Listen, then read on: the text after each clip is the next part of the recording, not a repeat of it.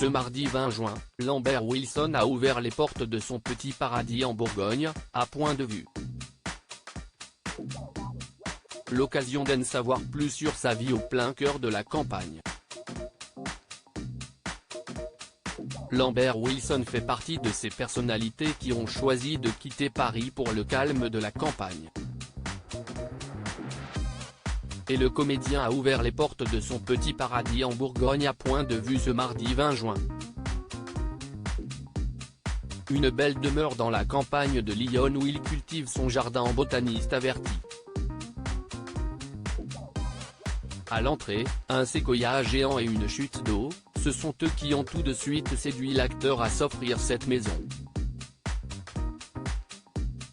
Une demeure à l'allure insolite composée de deux petits pavillons du XVIIe siècle qui ont été réunis dans ce même édifice pour former un moulin. Avant que ce dernier ne soit arrangé en habitation bourgeoise contre une scierie qui tient désormais lieu de grange, partagent nos confrères. Un lieu dont les murs retiennent encore probablement d'innombrables souvenirs historiques. En effet, si Estilla Caristide Briand aurait donné rendez-vous à Colette afin de passer quelques moments privilégiés sur les bords de la rivière qui longe cette somptueuse maison. Mais aujourd'hui c'est Lambert Wilson qui en est le maître des lieux. Et ne passe pas une seconde sans que ce dernier ne pense à une nouvelle modification, à l'intérieur mais aussi au sein du merveilleux jardin. J'ai acheté cette maison il y a 20 ans car j'avais besoin de mettre les mains dans la terre, confie celui qui donne des noms à certains de ses meubles. Des hivers déprimants lorsqu'il reçoit des amis, au programme de longues promenades à vélo.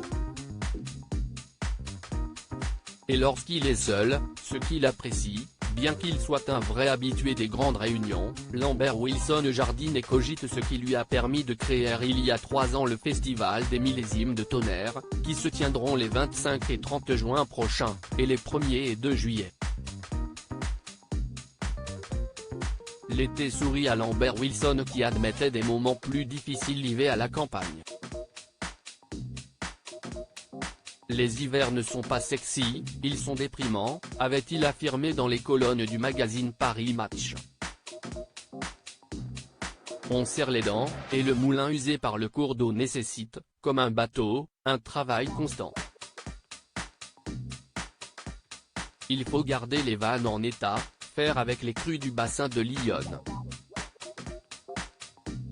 Il est arrivé que l'eau monte à 10 cm du sol de la cuisine.